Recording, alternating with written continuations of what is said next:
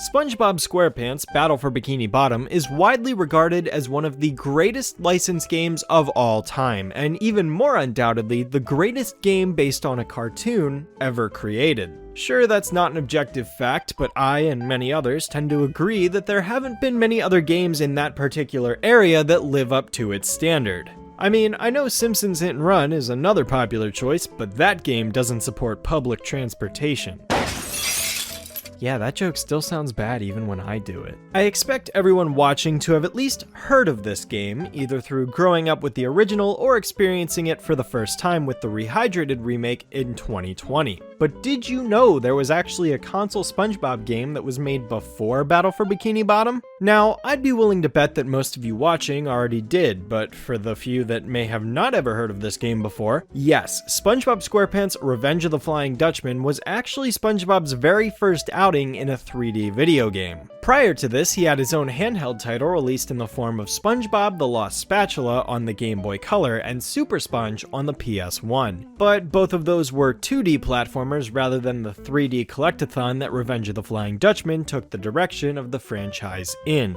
Anybody who's seen my video on Battle for Bikini Bottom will know that I grew up with the game when I was younger, so I have a very strong nostalgic attachment to it. And while my history with Flying Dutchman may not run nearly as deep, I would never have experienced the game at all if it weren't for my interest in Battle for Bikini Bottom to begin with. Funnily enough, as far as I'm aware, Flying Dutchman is the only video game I've ever rented in my entire life. When I was a kid, I certainly borrowed other games from my friends and whatnot, but actually renting a game from a store or the local library was such an unappealing concept to me. I prefer to own any game I play outright, good or bad, even if I end up regretting it later. I don't quite remember how far I had gotten in the game during my first time playthrough back when I rented it, but I will say the clearest memory I have is of the red wasps in Sandy's tree dome. Why that of all things? Probably because I have a deep-rooted phobia of wasps and bees due to a traumatic experience I had as a kid. You know, normal stuff. As it turns out, Flying Dutchman ended up having a very troubled development behind the scenes. Shout out to YouTube user Who Needs Normal for putting together an extensively well-researched video on the subject because it is the basis for the brief rundown that I'm about to tell you. If you're interested in a more detailed editorial on what went down, then by all means check out his video because it is very informative and a very interesting watch. The game was developed by Big Sky Entertainment, a company that originated out of the closure of Callisto Entertainment in 2002, and ended up suffering from several production troubles during its time creating Revenge of the Flying Dutchman. Initially, the game was being developed under the USA branch of Callisto Entertainment, however, due to financial instability in the parent company, it had gotten shut down in April of 2002, causing several of the members to branch off and form Big Sky Entertainment in order to continue production on the game. Between having been dependent on the French studio to update the game's engine to THQ ultimately blacklisting the company after an unreasonable misunderstanding, yeah, I honestly feel bad that these developers had to endure so much hardship for this game of all things. There was originally planned to be some GBA functionality with the GameCube version as it turns out, but due to the time crunch the studio was under, that feature was sadly scrapped. And I'm sure there were even more ideas that could have made it into the final product had they been given more reasonable working conditions. Like I said, Who Needs Normal has a fantastic video on the subject, and I highly recommend you give it a watch if you have any interest in the troubled development of this game. But there you have it. Just by the production alone, it's suffice to say the final product ended up being pretty rough around the edges, but I wouldn't say the effort was futile because there are some good things to be found here. Out of everything wrong with the game though, I find the story to be its weakest aspect. The game begins with SpongeBob waking up to play fetch with his snail Gary, and the two end up having a ball together until Gary goes chasing after a stick and ends up returning with a massive treasure chest instead, containing a box, containing another box, containing a bottle, containing the Flying Dutchman. Angry from being woken, he forces SpongeBob to join his ghostly crew as a result, but SpongeBob quickly throws his snail under the bus, and the Dutchman ends up targeting Gary instead. And if that seems a little out of character for SpongeBob to say or do, then just you wait, because it only gets worse from there. Following this opening setup, the game's storyline completely devolves into a bunch of random, unrelated, and independent events that barely tie into the central plot of the game at all. In fact, the plot is so all over the place that you could argue there isn't even a story here. It's trying to have its cake and eat it too, because every level kind of has its own self-contained story, but they are all completely distant from the Flying Dutchman himself. Sandy's tree dome features SpongeBob helping her plug up the leaks in her dome and then clearing out a bee infestation caused by the hive SpongeBob brought her as a gift. Chum World sees you running around a carnival completing minigames that have nothing to do with anything. Apologies for the continued Battle for Bikini Bottom comparisons here, but it's hard not to make them when it's practically superior to Flying Dutchman in every way imaginable. Battle for Bikini Bottom's story succeeded because every level had its own individual plot, but they always tied back to the central story of the game. Robots are taking over Bikini Bottom, so what happens in the levels? Well, they steal museum art in Rock Bottom, or hoard all of the sunscreen in Goo Lagoon. Heck, the latter example even did the whole carnival game better by incorporating it into Goo Lagoon Pier. Here, the Flying Dutchman shows up and threatens to steal Gary, then leaves for a while before actually stealing him. Then he only shows up after you find one of his 7 deadly treasures in the game to steal another member of Bikini Bottom. Gary gets stolen? Okay, now go make deliveries in downtown Bikini Bottom. Mr. Krabs was taken, now go find a clown in Jellyfish Fields. Lather, rinse, repeat. By the end of the game, everybody in the main cast of characters have been taken to where the entire hub world is void of life, and SpongeBob has to go to the Dutchman's graveyard to save everyone. And that's a perfectly fine progression structure to have. In fact, it enhances the stress and threat that the Dutchman is pushing over SpongeBob because he keeps running out of people to talk with to the point where he has to resort to interacting with Larry the Lobster by the end of the game because everyone else has disappeared. But the fact that the game can't seem to make up its mind on what it wants the player to do as SpongeBob completely deters me from having any investment. It just feels like I'm playing a bunch of unrelated side quests that somehow lead me to the final level of the game without ever having to go on a main quest line. There's one part in the game where you have to sneak past Squidward so you can read his book on how to defeat the Dutchman, and it tells you that there are 7 artifacts that have the ability to keep the Dutchman's powers at bay. So SpongeBob takes it upon himself to locate all 7 treasures so that he can rescue Gary. Other than this one moment, nothing seems to tie into the main story until you get to the final level. None of these ideas mesh well together, and no event seems to tie into another. Everything that happens seems to have no consequence or impact the further you get into the game.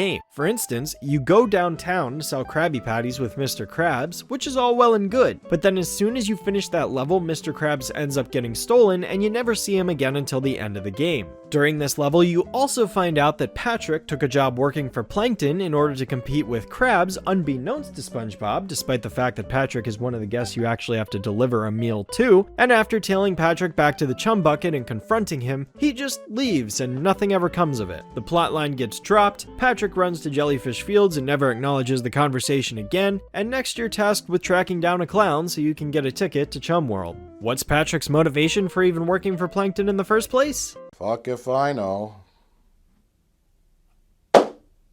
Later, when you find the clown, you end up fighting him in an admittedly comedic boss battle, and then he just gives you the ticket and that's that. Then you go to Chum World just to get more collectibles, but there's no story to that level whatsoever. Sandy's Tree Dome is completely unrelated, as I already mentioned, and the only other level that's left sees you chasing Larry the Lobster all around Goo Lagoon until he eventually agrees to challenge you in a karate match. These all have absolutely nothing to do with each other. I'm trying not to come across as too overly negative about this, but it just feels like padding because this main story didn't have enough put into it to fill out an entire game. I'm not really a fan of all this fluff, and it certainly doesn't help that the writing in the game isn't up to par to where the series was at the time. I mean, some of the characters like Squidward and Sandy seem to be perfectly fine, but can we talk about how Larry the Lobster is an outright dick to SpongeBob in this game? Ocean swell! Thanks again for loaning me your extra ticket. Well, look what the tide washed in. It's that dude who catches jellyfish. Try to keep your distance, okay? I don't want my friends to see us talking together. I mean, what happened here? I get that he's supposed to be a burly muscle man, but he was never outright demeaning towards SpongeBob. The entire Goo Lagoon level has him running away from you because he can't be seen in public with you, otherwise it'll tarnish his image, even though he's never had this issue in the show.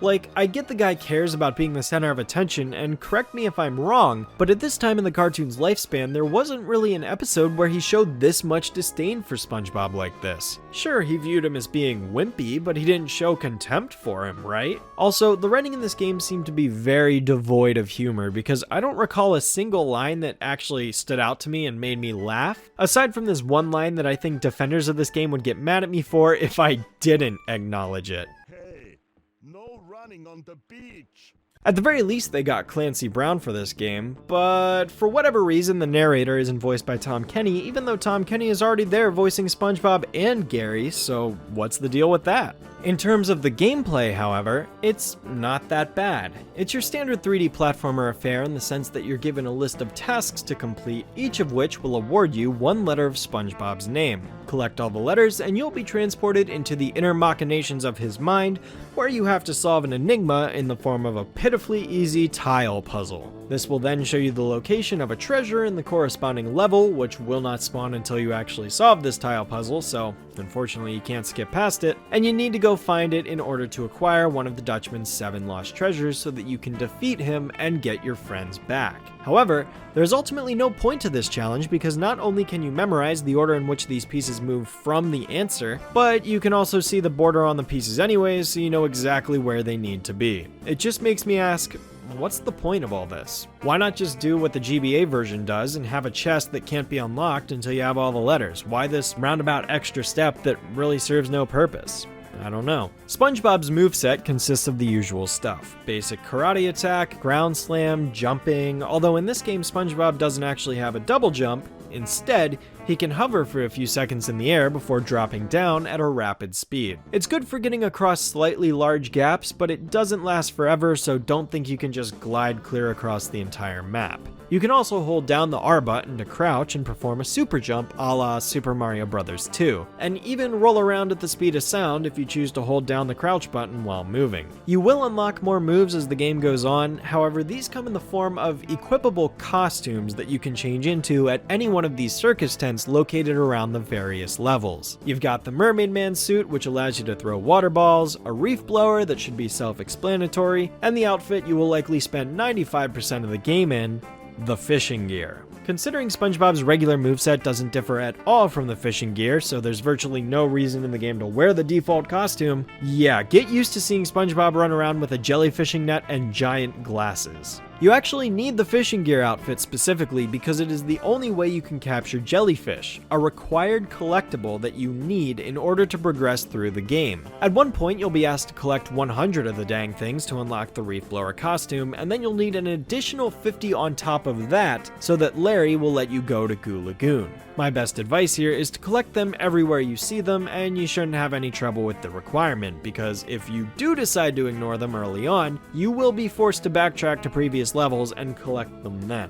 You may as well get it out of the way while you're already there. It also doesn't help that the Mermaid Man suit and reef blower outfits are extremely situational, so there's really no benefit to using them unless you run into an obstacle that requires you to switch to them. And go figure, if you're wearing a different outfit than what the game wants you to have, you gotta go all the way back to a tent, change costumes, run all the way back, complete the task, run all the way back again, and switch back to the jellyfish costume. It would have been nice if you could equip them on the fly, say something similar to the masks in Majora's Mask, but hey, what are you gonna do? That alone isn't a huge turnoff for me, and being forced to wear the fishing gear the whole game wouldn't be such an issue if it weren't for the fact that the game's soundtrack is tied to the specific costume you're wearing. That's right, instead of tying the music in the game to individual levels, Revenge of the Flying Dutchman decided to do something different by making it so the theme of the level is dependent on the outfit that SpongeBob currently has equipped. And if you're going to be spending the majority of the game wearing one singular outfit, then get used to hearing this one song on loop over and over and over again.